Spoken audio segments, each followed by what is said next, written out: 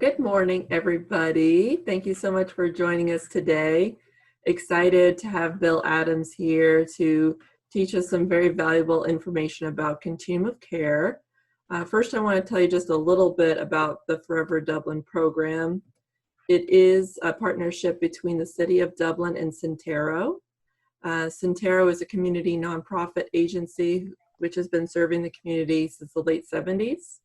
And the Forever Dublin Hub offers Dublin's older adult residents, their family members, and caregivers support in finding information to help older adults stay independent for as long as possible, to support the aging in place concept in Dublin. So we have our navigator, Beth Baker, which is available. She's available for one-on-one appointments. So all you have to do is just give us a call and we can set up an appointment for you if you'd like to talk to us one-on-one. Our phone number is 614-889-5722, extension 810. We have a website in which you can view upcoming events and other information about the hub. It's foreverdublin.com. So thank you so much for being here today. We have Bill Adams. Bill Adams has served for 8 years as a long-term care ombudsman, resolving concerns and advocating for consumers throughout the continuum of care. He has also worked for the DC Office of Inspector General as a patient abuse investigator and served as a Heinz Senate Fellow on Aging in the office of U.S. Senator Ron Wyden. He also started up a senior center in Northeast Ohio and hosted the TV show Senior Focus. So we're so happy to have Bill with us today. And hi, Bill, how are you doing? Hello, hope everybody can see me and hear me well. Thank you very much for the chance to talk about the Continuum of Care. Senior Focus, which you mentioned, was my attempt in Northeast Ohio to kind of do what the hub is doing here in the Dublin area. It was to be a source of information for seniors on the continuum of care and all of the options available, whether it's in housing or home services or even in long-term care if they needed that. So we're going to go right into the program here. And the first thing, what I wanted to do is, there's just too much information in maybe 1 hour to possibly go in depth. But I wanted people to know where they can go. Obviously, you can go to the hub and they can walk you through all this. But if you're at home, you can also go to a number of sources. And the first one I'm going to go to online here is the Area Agency on Aging here in the Columbus area. And we will see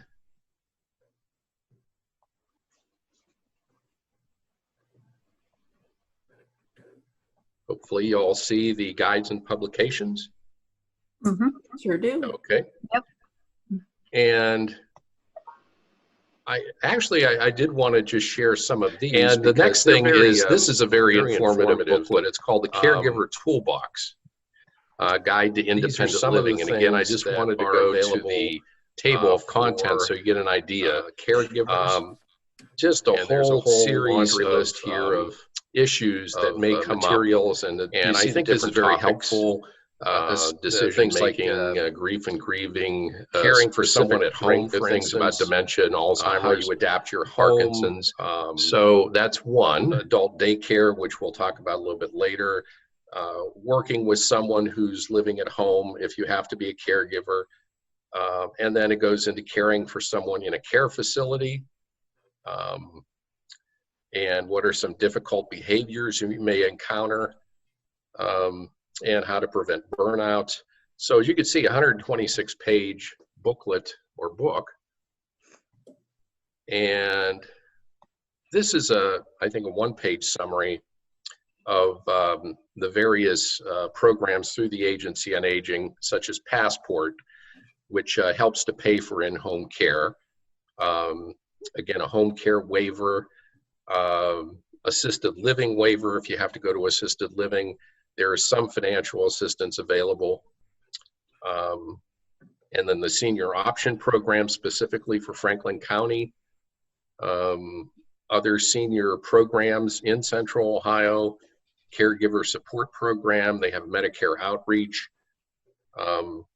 wellness programs, and something called the volunteer guardian program, where you can help to ensure that seniors in the area get proper care, and you can help them if they have needs. So that's that. I found this interesting, hiring guide for in-home care. So say you're at home and you wanted to hire somebody to come in. Of course, you have choices. You could go through a home care agency, and it goes through how to locate that, and also questions about choosing a home care agency. And again, we'll talk a little bit more about this later. But I thought this was interesting. If a lot of people hire self-employed people to come in, maybe they have a referral from a family member or a neighbor who's had someone come and help their loved one. But there's a lot of things to consider. If you're hiring someone, there are tax issues if you're paying them. And it gives some information on what to do if you're in that circumstance, because you're basically becoming an employer. I'm not going to go through all these, but we're going to quickly just sort of get the first few. This is the Housing and Home Repair Guide. It talks about renting or leasing housing, give you some idea of what apartments for seniors are available for limited income, housing vouchers, housing issues for veterans. This is interesting. Maybe we go to page 24. It says something called Nesterly, which I think just started up last year and may not be known to a lot of people. There it is. New in 2019. It's basically the idea of matching a host, that's usually a senior homeowner, who has room. We have a lot of what they call empty nest people. And so if you've got extra room in your house and you'd rather not live alone, a lot of times this matches maybe younger people who are in need of housing. So it shows where you can call or go online for more information about that. So let's see. This is another issue that's, I think, getting more prevalent as the years go on, what's called kinship care. And that's where, suddenly now a grandparent might have to take over caring for a child because of issues that the parent has. Sometimes it's substance abuse issues or those type of things. So there's a whole list of information here.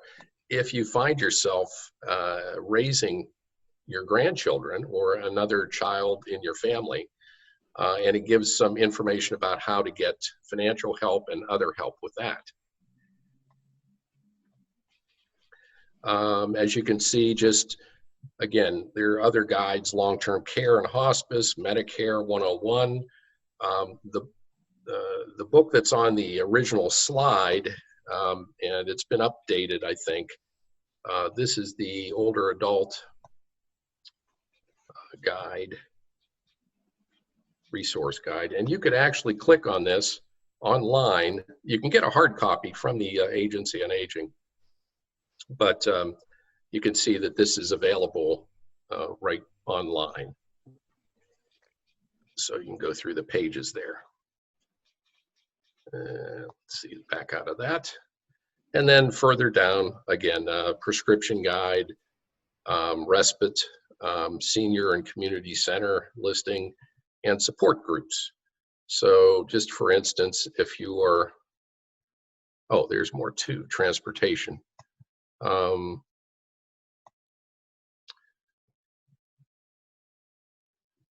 And it gives a breakdown by county because they serve more than Franklin County, as you can see. support groups for a whole variety of issues. If you're dealing with arthritis or Alzheimer's, Huntington's disease, again, there are support groups for all these different illnesses.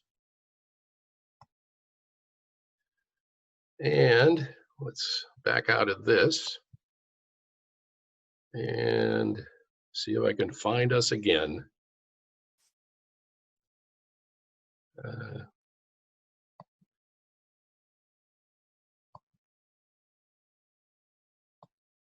Okay, we're back. If you're in Delaware County, this is for SourcePoint, which, if I were to describe it, I would say it's the Cadillac of senior centers that I've been to. Again, I started one in Northeast Ohio, and we had a nice facility and a lot of activities going on there, but their building is just tremendous. And just to give you an idea of what they offer, it's called the Enrichment Center, and they have a number of programs and classes there. But they also have things for family caregiver support, in-home services, insurance education, nutrition services, that's a meal program. So those are all the things that are available if you happen to live just over the line in Delaware County. And let's see, oh, the phone number is at the bottom there, 740-363-6677.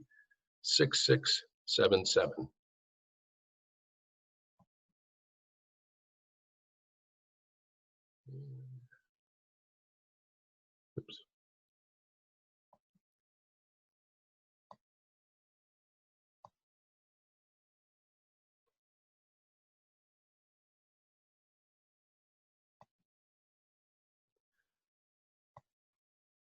Okay, so hopefully everybody can see this. This is various places that you can live, family home, independent apartment, assisted living, skilled nursing facility.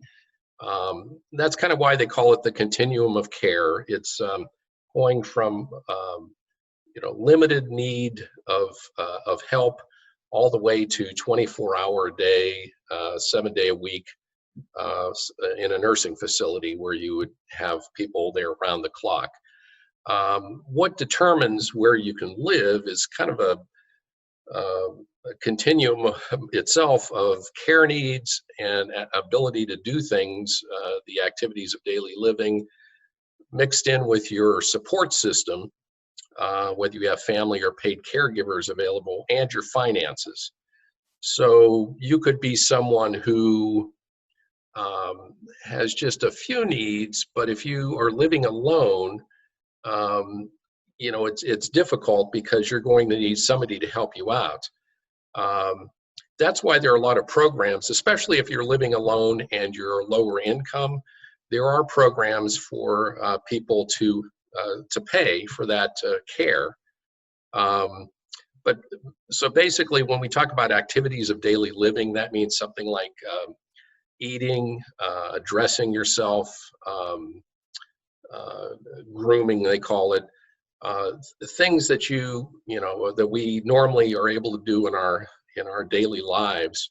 But again, because of illness or injury, some people need help with those. And the more help you need, the more you need a support system, whether it's going to be family or paid caregivers. And the finances, a lot of this is self-funding. It depends on whether you have, some people have long-term care insurance, which may pay for some in-home services. Medicare does pay for home health, again, depending on your circumstances. And Medicaid for lower income people. We talked about the Passport program through the Agency on Aging. That's an example of Medicaid funding for in-home services. And finally, here in Franklin County, we're fortunate to have a nice senior levy, which provides, again, services in the home, and we'll talk a little bit more about those. And again, non-medical versus medical. I think a lot of us have heard about, just to throw out a name of a company, like something like Home Instead.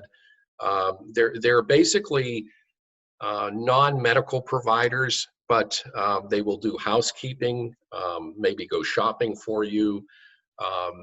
They'll be there, for somebody who needs a little bit of companionship. But others will need full medical care, and that would include maybe a nurse coming in or therapies coming into the home, help with medications. So that's sort of a difference. Obviously the non-medical would tend to be less expensive. How you can pay for the home care, again, we talked a little bit about private pay, your insurance, if you have insurance. Veterans is another possibility, even spouses of veterans. You can go through your Veterans Service Commission in Franklin County and in any county in Ohio. Medicaid also, again, you go through the Agency on Aging.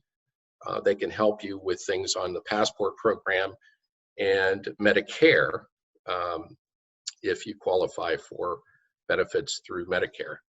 Before you choose any of this, I have a suggestion to contact the Ombudsman program. That in this area is housed at Easter Seals.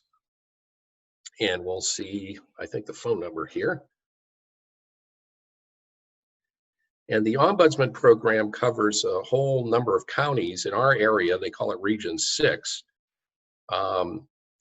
It's housed in Hilliard, the office. And the phone number, Region 6, is there, 614-345-9198.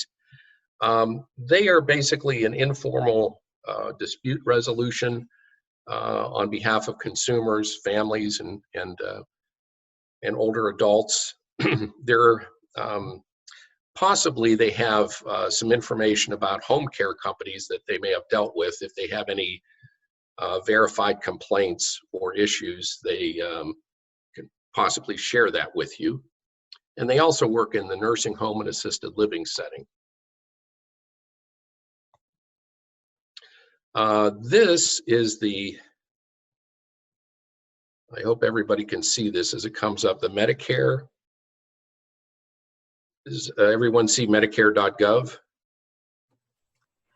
Not yet, but I can pull it up on my screen if we need to. Let's just give it a couple seconds and I'll pull it up on mine.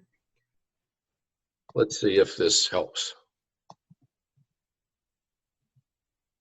Did that work? Medicare.gov?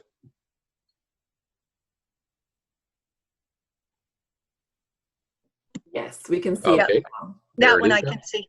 Bill, Yeah. I couldn't see the one, the Ombudsman one. It didn't open up. Didn't okay, open I up for me. apologize. Yeah, I think That's I didn't hit the button for that. Okay, just in case I wasn't sure. This is 43017. What did I say? 42. Okay, there we go, Dublin. And if you type in a zip code,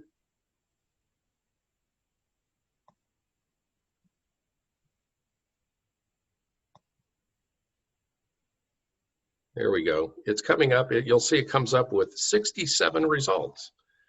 And you're saying, ooh, that's a lot of things to go through. It's alphabetically listed, but you can also go to this where it says quality of patient care rating, and just click on that.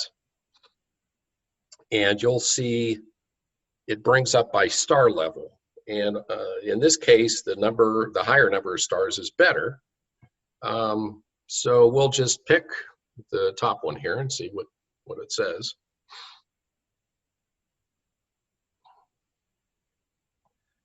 Okay, that's out of Zanesville, so that may be a little far away. Well, anyway, just as an example though, let's see, quality of patient care. And it will show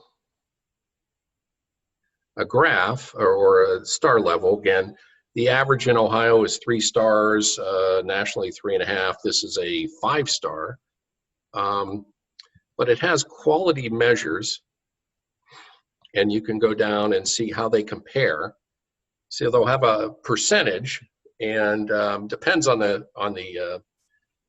information on the side, but generally the higher the percentage, the better.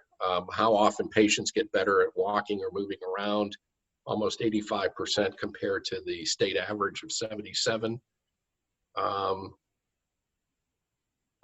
And you can see this, you can go through all of these. Treating symptoms, how often patients' breathing improved, how often patients' wounds improved or healed. And again, you're just getting a general idea of what was found by the Medicare inspections. So you can go through these for any of these providers. And I think that takes us back to, yeah, the alphabetical list. There's also something called the patient survey summary, which is, again, people rating the service they received. And again, you could go from the highest to the lowest. These are all 4-star. So I would think ideally, you'd want to look for both the high stars on both sides, both the patient surveys and the quality of patient care rating. And then you can click on each of these. Let's see. Again, well, here's one that I looked at before. And it will tell you that one, it happens to be in Reynoldsburg, and it'll give contact information. So I think this is, healthy or helpful information for people who are trying to decide on a home care company. Let's see. Let's go on to the next page. Does everybody see independent apartments? Did that come up? Not yet. I think you have to click on the PowerPoint. The new share, yeah. At the bottom of your screen. Oh, okay. Yeah. Well, let's see. How about now? There you go. Okay. Apartments are very similar to, if you're living in your own house. You could live in just a general apartment building, or there are some places that are specifically for seniors, congregate living senior apartments. Those may have meals served in a group setting, and they also may include housekeeping, laundry, transportation. But generally, they're not going to provide supervision or personal care. I know I've been out to, I think it's Avondale. They have some services and people are living in a group setting, but you would, if you need home care in that setting, you would get it from an outside agency. And that might be a private home health agency, like we were just looking at lists, or Passport, which contracts with private agencies. Again, Passport is a Medicaid program in which you would have to qualify financially. In any case, in these apartments, you're going to be paying for your own room and board for the rent. The government Passport services are just for the home care you may receive. Programs in the community, again, these are all designed to keep people at home. And why do we want to keep people? Why does government want to keep people at home? Well, because it's cheaper. Ohio, maybe 20, 25 years ago, recognized that the way they were doing it with continuing to build nursing facilities was very costly. And not only that, but most people would rather stay at home as long as they could. So I guess that's a win-win. They decided to get more options for seniors to live at home, which in turn was also less expensive for the government. So you have senior centers. Now they're not funded generally by any like a Medicaid or Medicare. In Austintown, where I was, we were fortunate because after about a year, people saw the center and they said, well, we'll fund this locally through a levy. So it just depends on where you live. Some cities will fund their senior center. Others are in nonprofits, but they're designed for people generally 55 or 60 plus, and they'll do recreation and socialization. And in our case, we had a meal program, which was very helpful, a lunch that people came to every day. The Senior Options Program, and we'll click on the link in a second, has things like Meals on Wheels, home delivered meals. It also provides daily outreach for seniors. So, there are a lot of seniors living alone and they're kind of shut in. So it's nice that they get a meal, but they also get the socialization of meeting the driver and the delivery person. Home repairs, one of the things that we're trying to prevent are falls from seniors. So it may be as simple as putting in better lighting, grab bars, railings, fixing some windows, things like that. Now, they're not going to, I don't think, repair your roof or do major repairs, but some smaller things around the house. Transportation is a major issue. People need help to get to a doctor or to go shopping. So again, that's something that's funded through Franklin County Senior Options. And adult day services, that was mentioned a little earlier, that's sort of like a senior center, but it's for people with a little more need for supervision. And generally, they'll have maybe a nurse on duty that will do blood pressure and give meds. Again, that's available throughout the Franklin County area if you think someone needs that. Now we go to assisted living.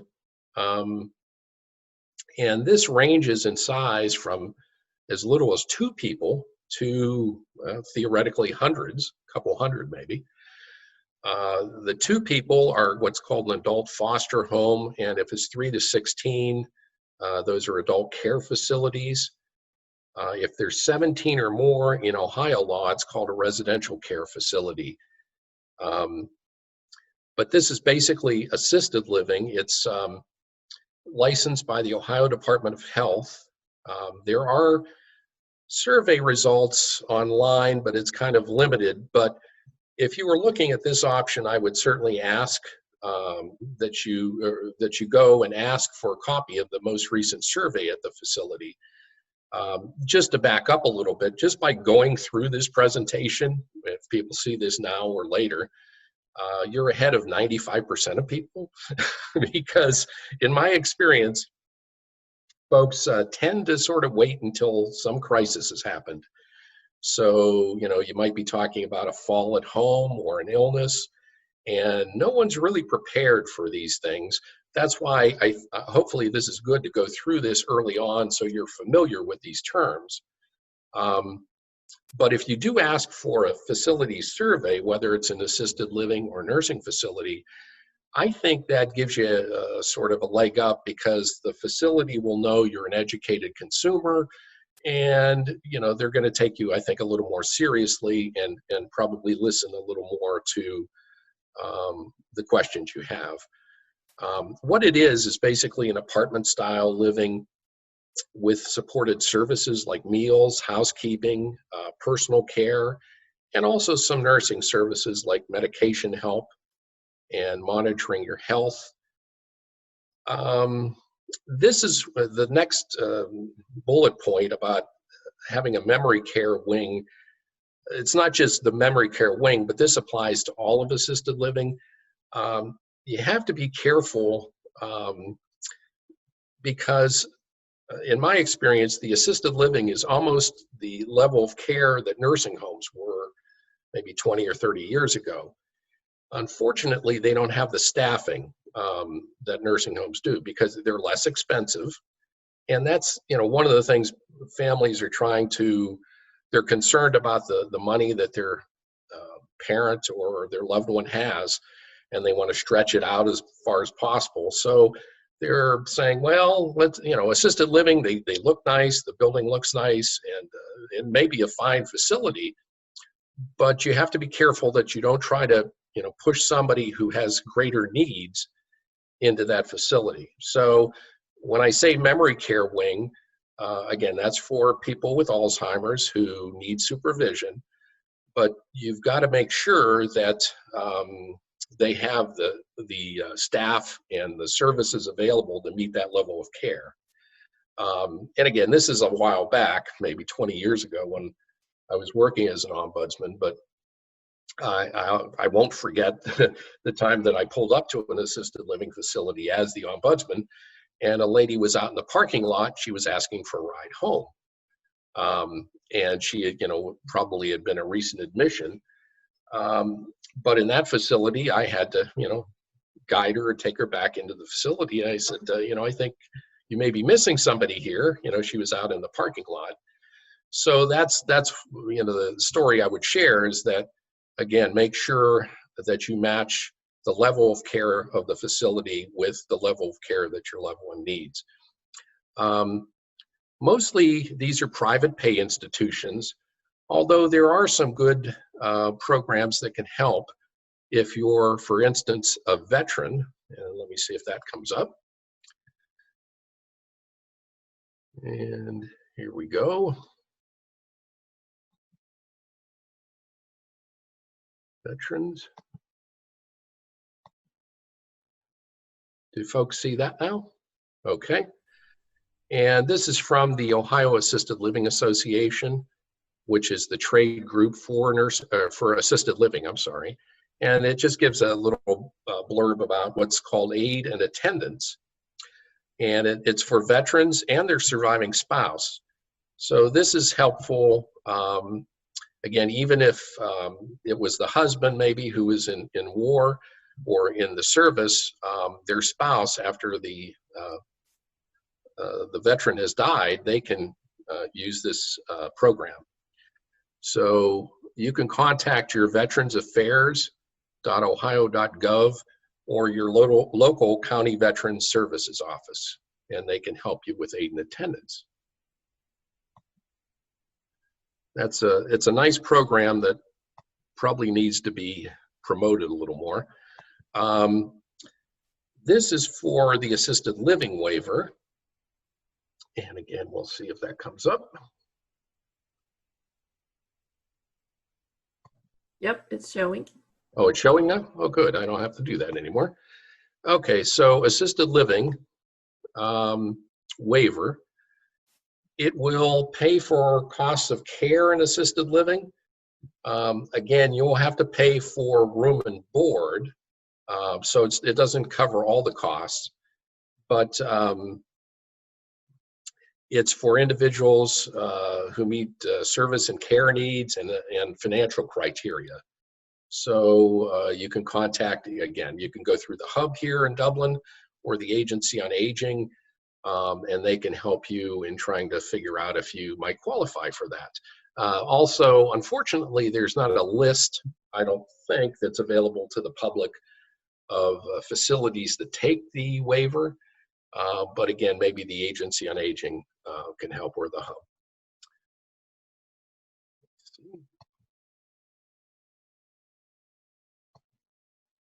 Okay, next slide.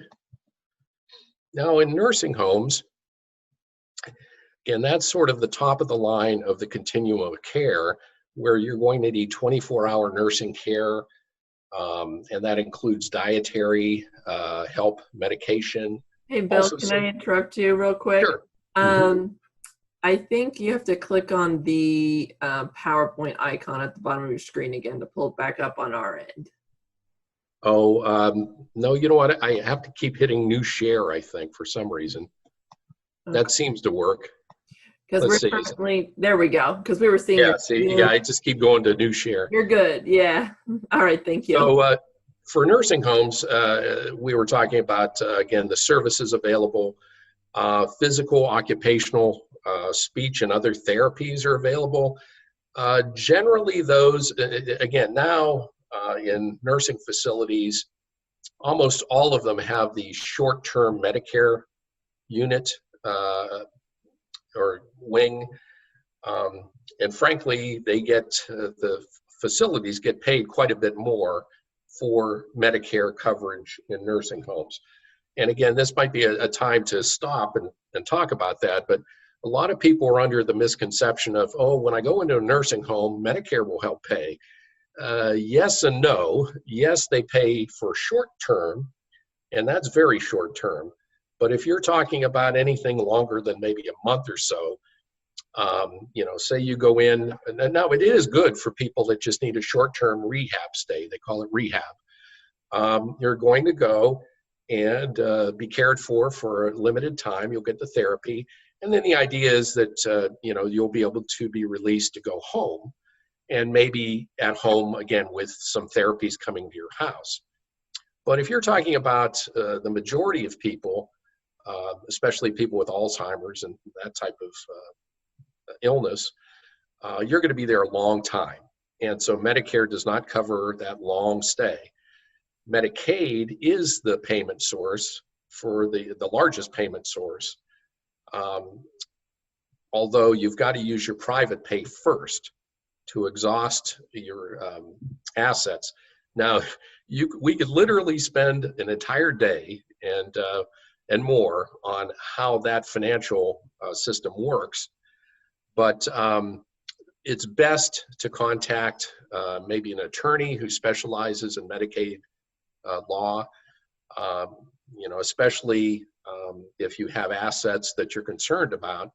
You've got to be careful, and this is the issue that people, I wince when I hear about this, but people talk to their brother-in-law or their neighbor, and they come up with ideas like, well, I'm just going to transfer my house and everything to so-and-so, somebody in the family.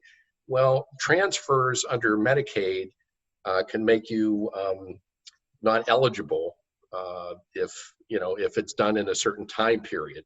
So you don't want to start doing things without the legal knowledge of the ramifications. So it's really a good idea to talk to an expert about financial planning, about Medicaid. But speaking of that, there is a group in Ohio. It's called Pro Seniors. And I actually worked for them briefly when I was out of school, first coming out of school. And let's see. Does everyone see Pro Seniors? Did they come up? Sure did. Okay. All right, so what's good about this page is it shows all the fact sheets they have, and you could see they have a number of issues that they work on. These are attorneys out of the Cincinnati area, but they cover the whole state, and they have a legal hotline you can call. That's at the top, and you can see they have consumer issues, elder law, but estate planning and probate, things about guardianship, financial powers of attorney, and then home and long-term care. And let's see here. I think somewhere we had the, oh, here it is, Medicaid.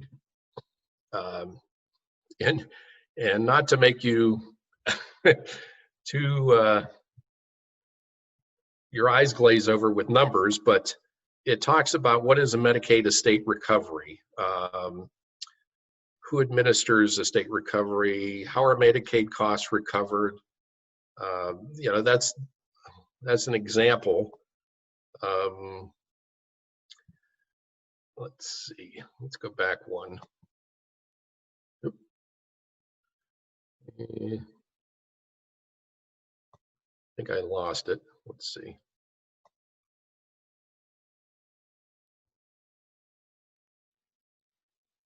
If it comes up again, I think it will.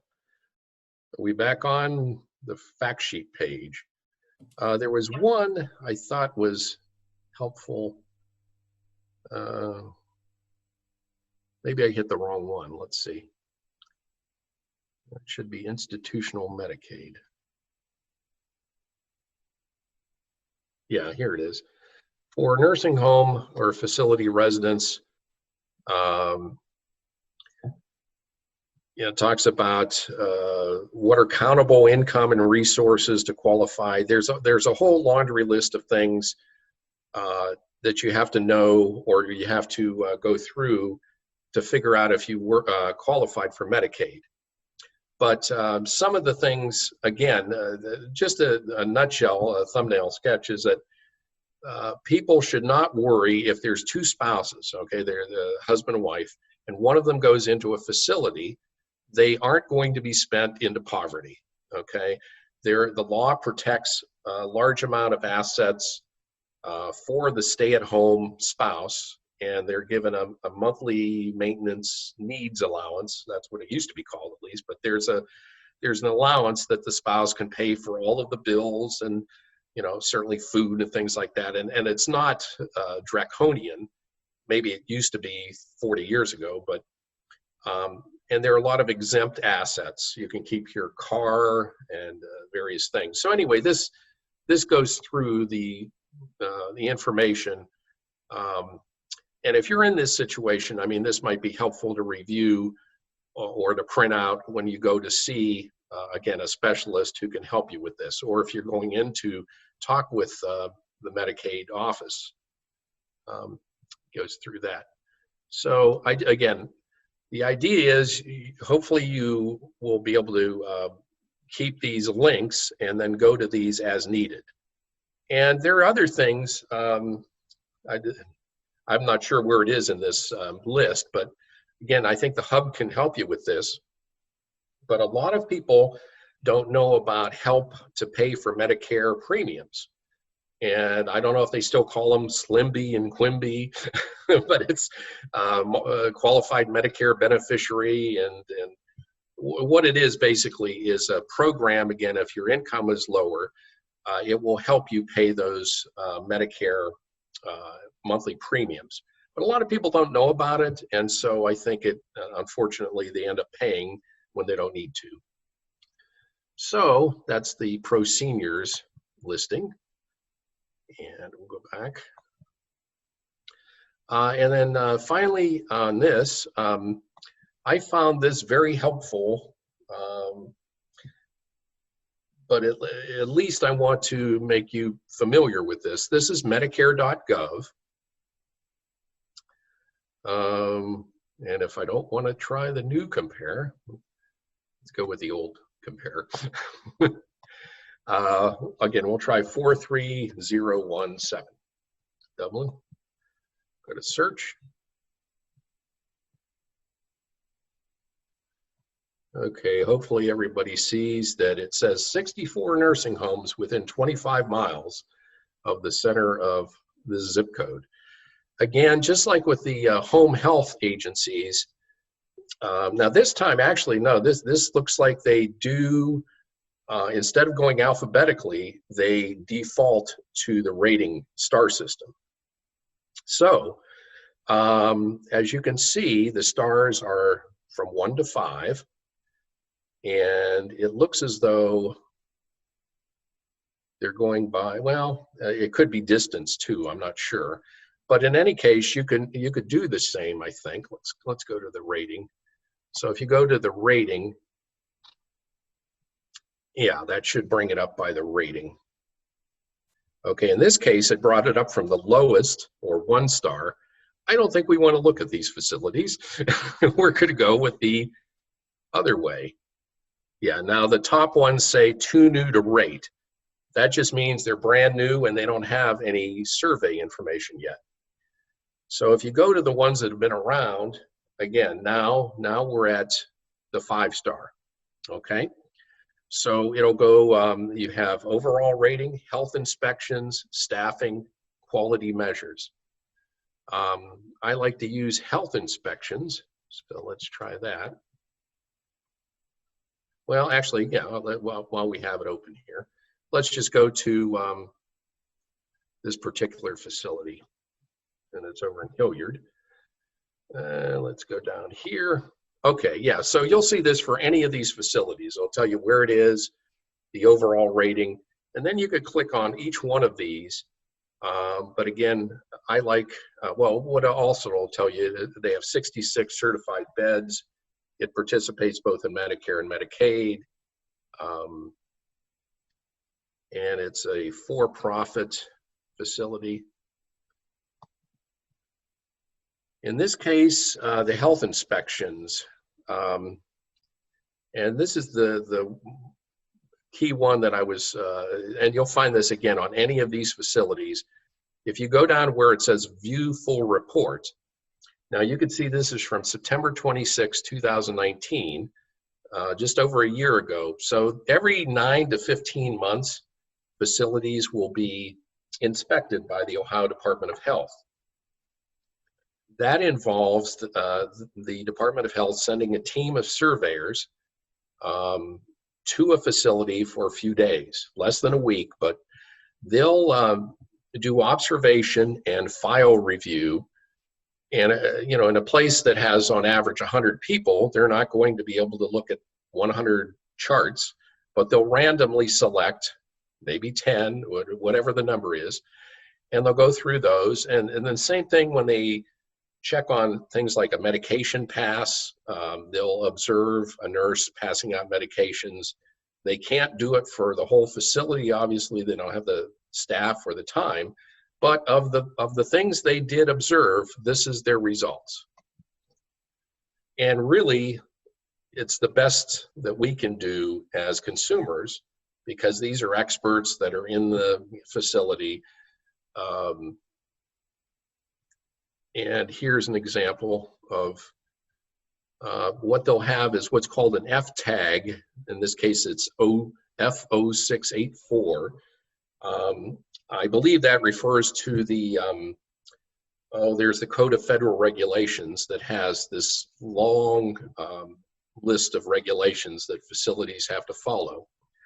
So in this case, they were saying, based on medical record review, facility failed to obtain daily weights as ordered by the physician. This affected one resident, and they don't list the resident, they just put numbers. One resident reviewed for nutrition. The facility identified 6 residents who have physician orders for daily weights. So this is one of 6 people. And they said that, obviously in this case, they did not do the daily weight as they were supposed to. Now, again, a word of caution. This is for a higher start facility, and it doesn't indicate that this is a bad facility. Almost every facility is going to have a deficiency. What you're trying to do is maybe print these out. If you're looking, I would say try to narrow your selections down to 2 or 3 homes. And once you do that, print out the facility survey, this report, and compare. Again, no place is going to be perfect, but certainly if you see more serious problems, and again, I just use the example of if they were cited for maybe cold food or something like that, that's something a little less concerning than people with bruises, people with falls, injuries, or there was evidence of abuse. That's about as serious as it gets. So anyway, you can go through these survey reports. And what I would suggest, and in this case, it looks like that's all they had. They had 1 violation. So that's pretty good. Again, you'll find places that may have 15 or 20, and you have to read carefully to see what the issues are. Yeah, you see here, it says total number of health citations, 1. Average number of citations in Ohio is 9. And across the US, it's 8.3. Again, you can't go just by sheer numbers. I mean, you could have a facility with only 4 violations or citations. But when you look at them, they may be very serious, as opposed to a place that has maybe 9, but when you read them, they're not as serious. So you have to do your homework on this. But I would say if you do this, and if you come in doing the tour, and you have read the facility report ahead of time, again, you'll be taken a lot more seriously, because probably less than 1 in 100 people, maybe 1 in or 2 in 100 will go through this, the effort to do the research. But we're trying to make that number higher, so they're more informed consumers. Okay, and we'll go back, and then the last, we'll go back to the last couple slides here. How to select a provider of senior care. We mentioned this before, plan ahead. Many people don't do any research until there's the broken hip, and then you're in the hospital, and you get 12 hours, maybe less, maybe 24, and you're faced with a hospital discharge. There's a social worker who's supposed to help you, but I mean, what can they do when it's down to that time crunch? So you really want to, if you take away nothing else, start looking into this, read some of the links that were given in this presentation and familiarize yourself with the options available in this area. As we said, research online, check survey results. With healthcare, home health agencies, and with nursing facilities, you could also, at assisted living, you could ask for their most recent survey. My experience, though, in assisted living is that the surveys aren't as in-depth as nursing facilities, and most facilities tend to get 0 or maybe 1 citation, very, very few. But I mean, if you do go to a facility and you get their survey report and you see a long list of issues, well, that tells you something. You can contact the long-term care ombudsman. Again, we went over that. That is at Easter Seals here. Their office is in Hilliard. Visit the assisted living, nursing home, or home health care office. Now, if you're going to the home health care office, maybe there, again, you're only maybe reviewing their online Medicare.gov survey and talking with the staff in the office. But in the other facilities, assisted living and nursing home, you'll see the building and you review the recent survey with them and talk with staff, residents, and family. We're not expecting you to be a detective. You don't want to go around like you're some undercover person, but just friendly, saying hello to people. And if you see residents or family, just say hello, and that you're thinking of either yourself moving there or a family member moving there, and just ask, what's your opinion? How do you think? What do you think here? But a lot of it is your own observations. You can observe the cleanliness. Noise is one thing that I've always sort of attuned to. Do they have blaring things over the loudspeaker all the time? That would upset me. Attitudes of people, again, with the staff, you could sort of tell if they have to come help someone. Are they smiling? Are they friendly? Or is it more of a, just a duty, and they're just trying to get from one, they're just trying to get their shift over? And I think you could determine that by if you stay there long enough. And also the activities. Ideally, there should be some things going on. If you just find people sort of staring into space, and sort of warehoused, unfortunately, that will tell you something. But again, ideally, you're looking for people that are involved. It's difficult. I mean, I don't want to put this on the activity directors, because you have to, if you're working with a lot of people with dementia or Alzheimer's, but still they can be involved in things, and in maybe a group activity of some type. And also taste a meal.